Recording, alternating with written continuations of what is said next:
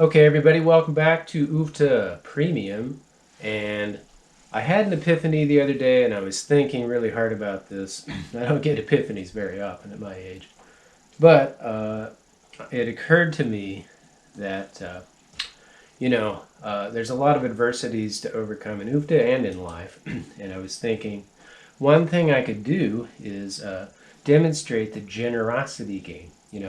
This game adapts to your particular personality, whatever your mood, temperament happens to be. You can you can unleash it, and then if you're feeling in a generous mood, you can also display warmth and generosity as well, right? And so that's kind of what we want to demonstrate here, showing how to use these adversity cards to your advantage, right? Normally when you get these, it's the bane of your existence, right? This is the enemy. This is what you're trying to fight all day long, right? Well, instead of fighting something, why not make it work for you, right? And so, with that kind of that notion in mind, I'm going to go ahead and set up a demonstration here. And so, here we have, a fair distribution of adversities. Now, what you can do though, as a player, instead of thinking about making the purchase of the adversity card, examining, what it is. Oh, notice, we just happened to luck on the good one. More about this in the later, by the way. This particular card has special properties on it that you want to take advantage of if you're going to play the generosity card.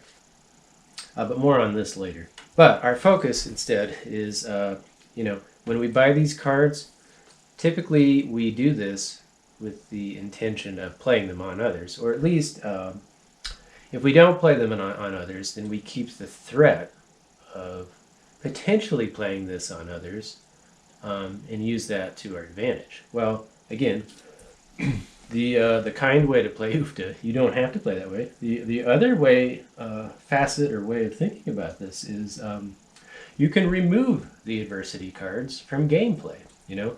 If you buy them all up, right? You focus all of your efforts on purchasing these adversity cards, right? The more of them that are distributed to each player, the less of them there are in the general fund, right? So again, it all kinds of comes down to what's in the budget, right? And so if you have the funds, you have the means to do that, this is a perfectly viable alternative to stockpiling these things as weapons and unleashing their fury on others, right? And so, and not only that, think about it. When you purchase these adversity cards, you are removing the threat from yourself as well, right? You have to deal with fewer of these if you purchase them all, right? So that sort of makes sense.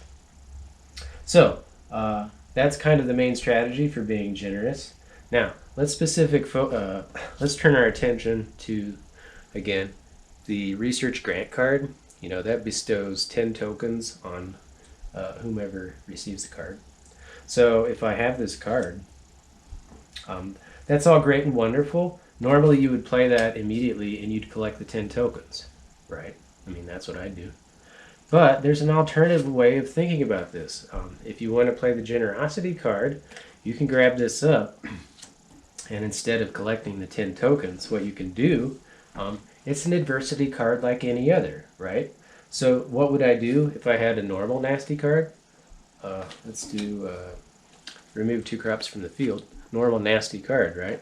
Well, I would play that, but as the person who's playing it, I have the options of distributing it among my fellow growers, right? So I can simply say, hey, you need to remove this and you need to remove that. And so that's something else you want to bear in mind.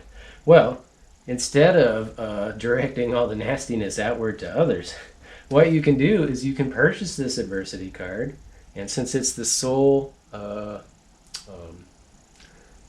positive card in the deck, you hang on to it, and then at a later time, or on the same turn, doesn't matter, you can go ahead and play it, and then you're distributing the goodness of the card to others. So now you can say, hey, why don't you take 5 tokens? Why don't you take 5 tokens? Right? So in that sense, you have just completely turned the entire thrust of the adversity cards upon themselves. And with a simple turn like that, you can take these once nasty cards that produce malevolence. You can turn them into beneficial cards and bestow gifts upon everyone else. Anyway, so bearing that in mind, try out the generosity move, I guess I would call it.